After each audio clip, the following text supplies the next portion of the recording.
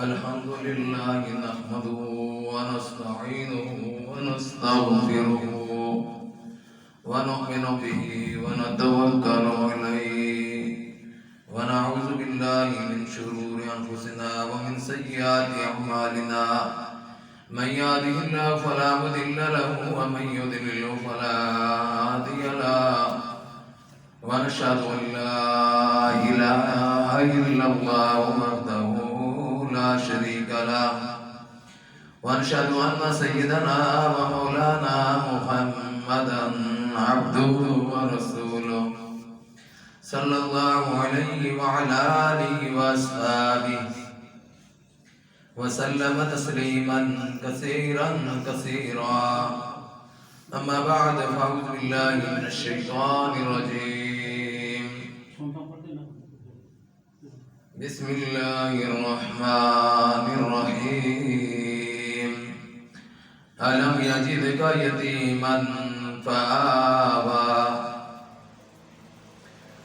جس چمن میں میرے آقا جا کے زلفاں کھولیاں لے چلی باد صبا خوشبو کی بار بار جولیاں یا رب صلی وسلم دائما ابدا ابدا علی حبیبک خیر الخلق کلہم.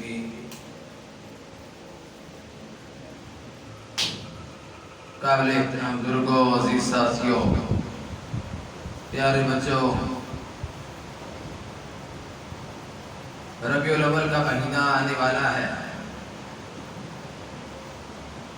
اس مہینہ میں پیغمبر دو جہاں میر کون و مکان ماہ ادنا رشک اسکو مسا آبشار ضیاء منبع جدوس خواہ رہبر جنو انس جناب حضرت محمد مصطفیٰ صلی اللہ علیہ وآلہ وسلم کی ولادت بسعادت ہوئی اور قدرت خدا کی اس مہینے میں میری اور آپ کے پیغمبر، میری اور آپ کے رہبر و رہنما حضرت محمد مصطفیٰ صلی اللہ علیہ وآلہ وسلم کی وفات بھی ہوئی. مگر مسلمانوں کی اکثریت اس مہینے میں حضور صلی اللہ علیہ وسلم کی ولادت بسعادت کی خوشی ہی مناتی ہے، وفات کا ذکر کم ہی کیا جاتا ہے. اللہ تعالیٰ حکیم مطلق ہے، اس کا ہر فیصلہ اس کی حکمت کا مظہر ہوتا ہے. ربیع الاول میں ولادت انسانی تاریخ کی سب سے بڑی خوشی ہے، اور اسی مہینے ربیع الاول میں وفات انسانی تاریخ کا سب سے بڑا اندوہناک، غمناک، شکستہ دل، حوصلہ شکن دن ہے. سب سے بڑی خوشی اور سب سے بڑا غم اللہ تعالیٰ نے اس مہینہ میں جمع کر دیا. وہ عرش والا خدا عالم ما کان و ما یکون، وہ جانتا ہے جو کچھ ہو گیا اس کو بھی، جو کچھ ہونے والا اس کو بھی، قیامت تک جو کچھ ہونا ہے اس کو بھی وہ جانتا ہے. ابتدا سے آخر تک جو کچھ ہوا اس کو بھی جانتا ہے. آج اور آج کے بعد سے قیامت تک، قیامت کی صبح تک جو کچھ ہونا ہے اس کو بھی وہ جانتا ہے. اللہ کو علم تھا کہ کچھ لوگ ایسے آئیں گے جو ولادت کی خوشی میں جشن منائیں گے. اس نے آپ صلی اللہ علیہ وسلم کی وفات بھی ربیع الاول میں رکھی، اور اس پر کسی کا کوئی اختلاف نہیں ہے. سارے اس بات کو مانتے ہیں کہ حضور صلی اللہ علیہ وسلم کی وفات 12 ربیع الاول کو ہے. پیدائش کے بارے میں اختلاف ہے.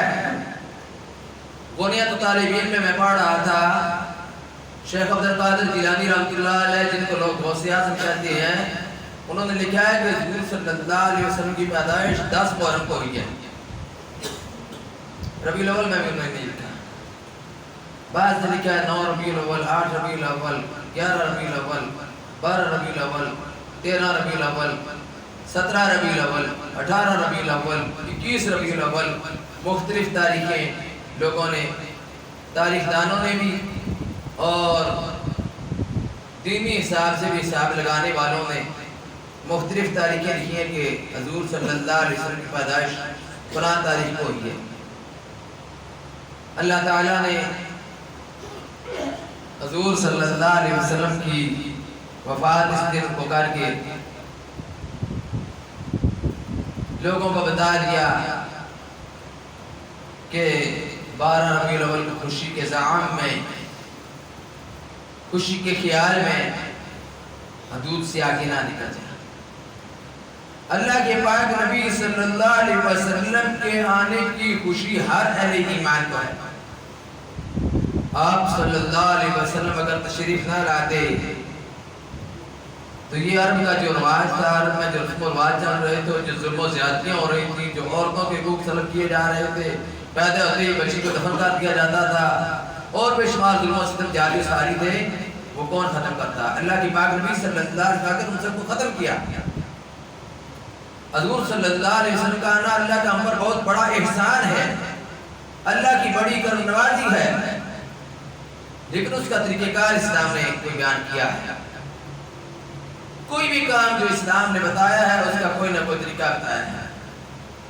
حضور صلی اللہ علیہ وسلم کے دور میں صحابہ نے حضور صلی اللہ علیہ وسلم سے کبھی نہیں پوچھا کہ آپ کس تاریخ کو اور کب پیدا ہوئے، کیونکہ صحابہ کو اس بات سے غرض نہیں تھی. وہ عمل کرنے والے لوگ تھے، ان کو پتا تھا کہ عمل کریں گے تو عمل سے زندگی بنتی ہے، جنت بھی جہنم بھی. یہ خاکی اپنی فطرت میں نہ نوری ہے نہ داری. وہ عمل کرنے والے لوگ تھے تو خوشی ملنے پر، نعمت ملنے پر شکر کرنے کا طریقہ بھی بتایا، غم آئے تو صبر کرنے کا طریقہ اور ضابطہ بھی مقرر کر دیا. جس نبی صلی اللہ علیہ وسلم کا کچھ لوگ میلاد مناتے ہیں، جشن مناتے ہیں، اس نبی صلی اللہ علیہ وسلم نے ولادت پر خوشی اور جشن منانے سے روک دیا ہے. اسلام میں یاد رکھیں برتھ ڈے کا کوئی تصور نہیں ہے. اسلام میں سالگرہ کا کوئی تصور نہیں ہے اور برسی کا بھی کوئی تصور نہیں ہے. اسلام میں جشن نہیں ہے. تو حضور صلی اللہ علیہ وسلم کی میلاد کا منکر کوئی بھی نہیں. میلاد کہتے کسے ہیں؟ پیدائش کو، پیدا ہونا، جمنا، میلاد. تو میلاد کا کوئی بھی منکر نہیں ہے. آپ صلی اللہ علیہ وسلم کی ولادت پیدائش کا کون انکار کر سکتا ہے؟ حضور صلی اللہ علیہ وسلم پیدا ہوئے، آمنہ کے گھر پیدا ہوئے، عبداللہ کے گھر پیدا ہوئے، مکہ میں پیدا ہوئے. اور تاریخ میں اختلاف ہو سکتا ہے مگر ولادت میں، آپ کی پیدائش میں، آپ کے میلاد میں اختلاف نہیں ہے. آپ پیدا ہوئی ہیں اور اس میں تو کوئی اختلاف مسلمان کیا غیر مسلم بھی نہیں کر سکتا. یہودی بھی مانتا ہے کہ حضور صلی اللہ علیہ وسلم کا میلاد ہوا ہے، پیدا ہوئے ہیں، پیدا ہوئے ہیں. عیسائی بھی ہمارے نبی صلی اللہ علیہ وسلم کی میلاد کو مانتا ہے. ہندو اور سکھ بھی مانتا ہے اور ابو جہل بھی مانتا ہے. ابو لہب بھی مانتا تھا. یہ اللہ کے کافر تھے. ابو لہب تو مانتا ہی نہیں تھا بلکہ اس نے جشن منایا بھی تھا. سب سے پہلے اس نے اپنی لونڈی کو آزاد کیا اس خوشی میں کہ میرے فوت شدہ بھائی کے گھر بیٹا پیدا ہوا ہے. اس کو اس کی بہت زیادہ خوشی ہوئی کہ عبداللہ کی گھر بیٹا پیدا ہو گیا ہے. اس نے اس خوشی میں آ کر اپنی لونڈی کو آزاد کر دیا. سب سے پہلے اس نے خوشی منائی. تو نبی کریم صلی اللہ علیہ وسلم کی ان باتوں پر اگر زیادہ بات کی جائے تو کی جا سکتی ہے، بڑی طویل بات ہو سکتی ہے، لیکن اصل مقصد کیا ہے جس کی طرف میں آپ کو لے کر جانا چاہتا ہوں؟ اصل مقصد میلاد کا نہیں ہے. میلاد کو سارے مانتے ہیں، ابو لہب بھی مان رہا ہے. اصل مقصد اس مشن کا ہے، جشن کا نہیں، مشن کا ہے کہ وہ مشن جو رسول اللہ صلی اللہ علیہ وسلم نے شروع کیا تھا، اس کی سب سے بڑھ کر، سب سے پہلے، سب سے زیادہ کس نے مخالفت کی تھی؟ ابو لہب نے مخالفت کی۔ اس نے اس مشن کی مخالفت کی۔ میلاد کا منکر نہیں تھا، رسالت کا منکر تھا، نبوت کا منکر تھا۔ حضور کو نبی نہیں مانتا تھا، ان کو رسول نہیں مانتا تھا، پھر مانتا ہی نہیں تھا، اتنی بات ہی نہیں، کتنی رکاوٹیں کھڑی کی اس مشن کو ناکام کرنے کے لیے، اس تحریک کو فیل کرنے کے لیے جو اللہ کے نبی صلی اللہ علیہ وسلم نے شروع کی تھی۔ اس نے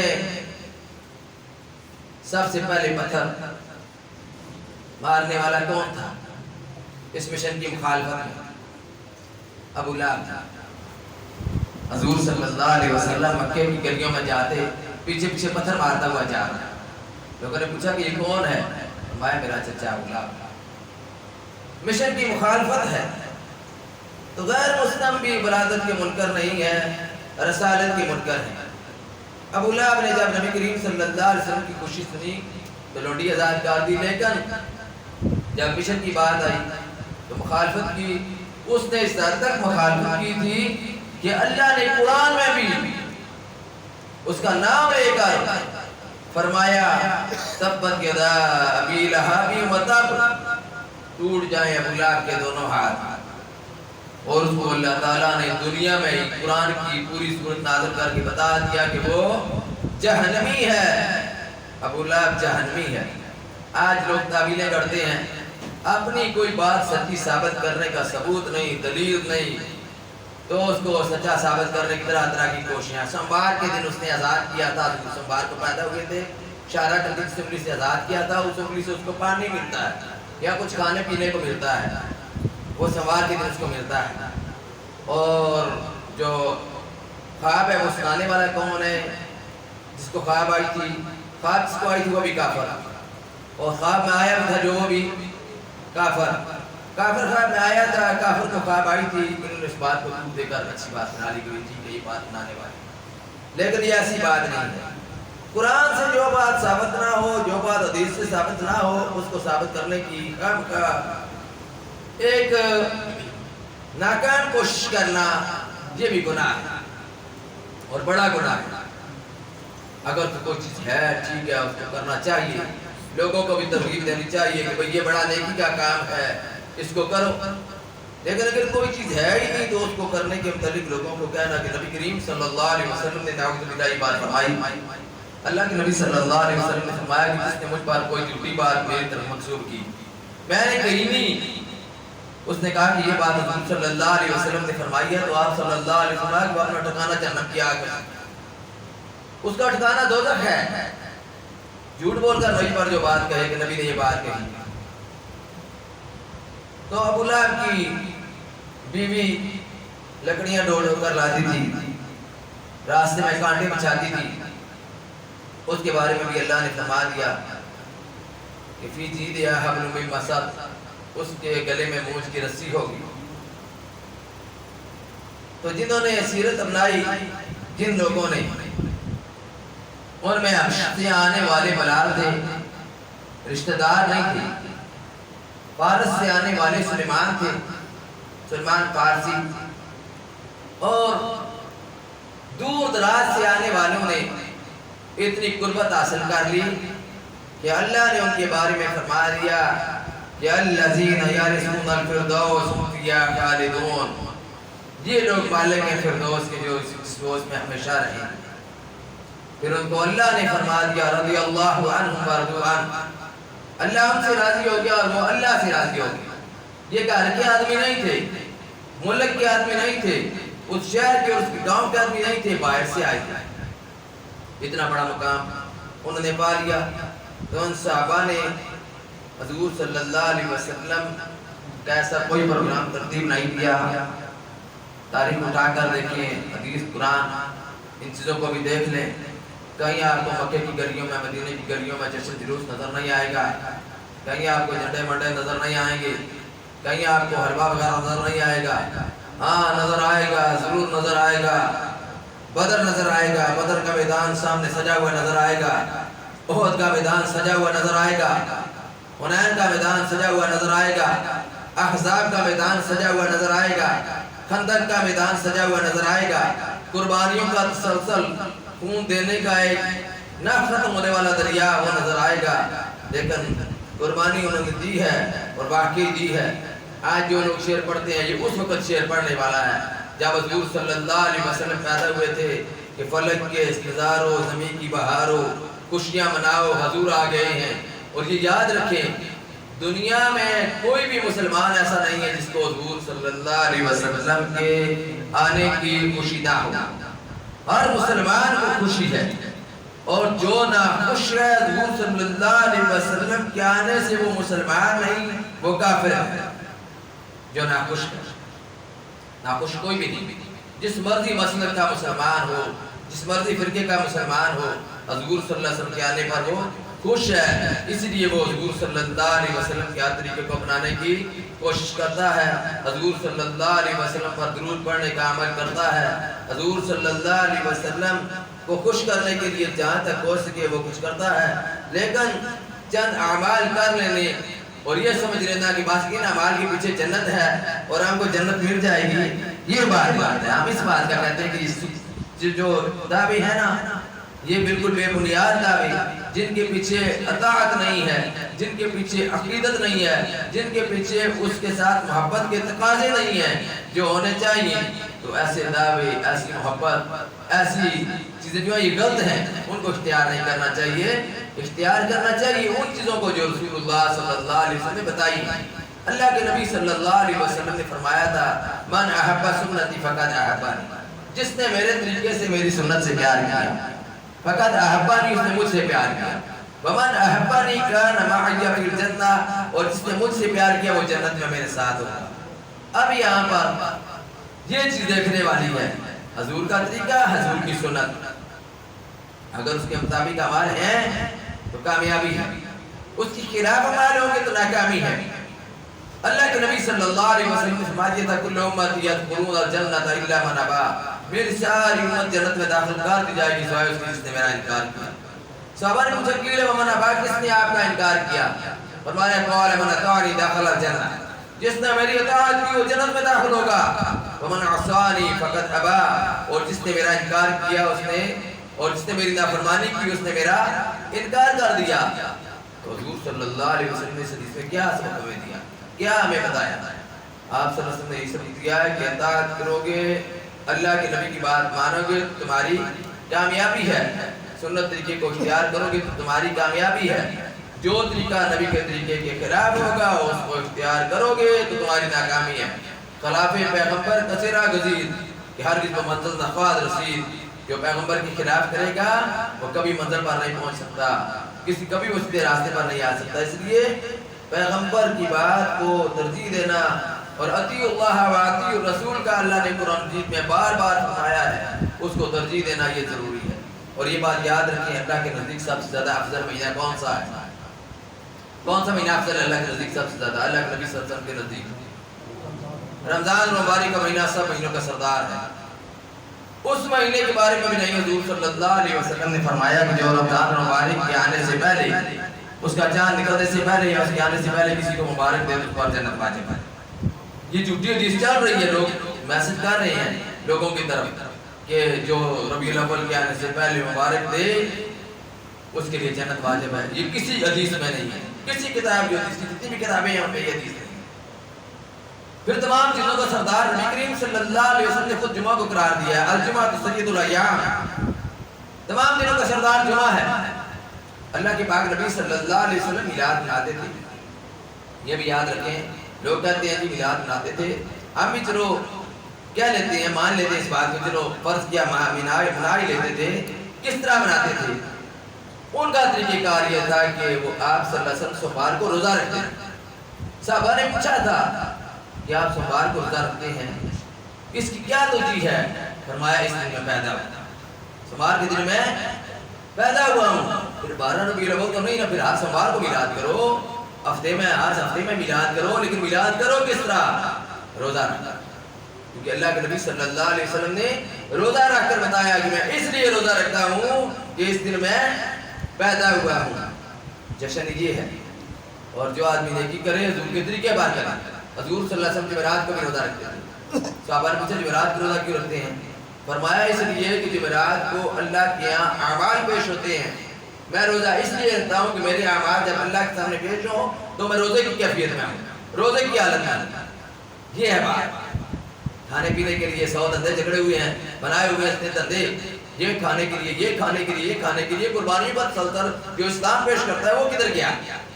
وہ کن لوگوں کے سامنے پیش کیا جاتا کہ اللہ کے نبی صلی اللہ علیہ وسلم کے آنے کا مقصد کیا تھا؟ وَالَّذِي أَرْسَلَ رَسُولَهُ بِالْهُدَىٰ وَدِينِ الْحَقِّ لِيُظْهِرَهُ عَلَى الدِّينِ كُلِّهِ. اللہ فرماتے ہیں کہ وہی اللہ ہے جس نے اپنے نبی کو رسول بنا کر بھیجا. کیوں بنا کر بھیجا؟ وَالَّذِي أَرْسَلَ رَسُولَهُ بِالْهُدَىٰ, ہدایت دے کر بھیجا. وَدِينِ الْحَقِّ, اور دین حق دے کر بھیجا.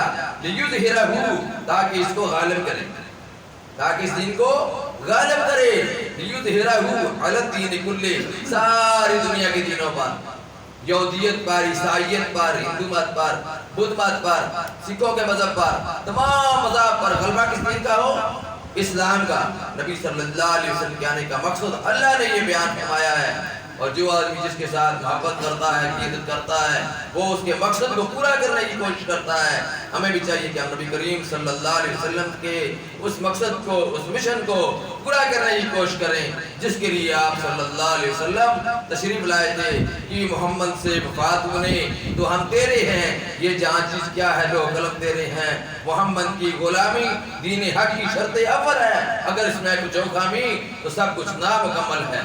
وآخر دعوانا الحمدللہ.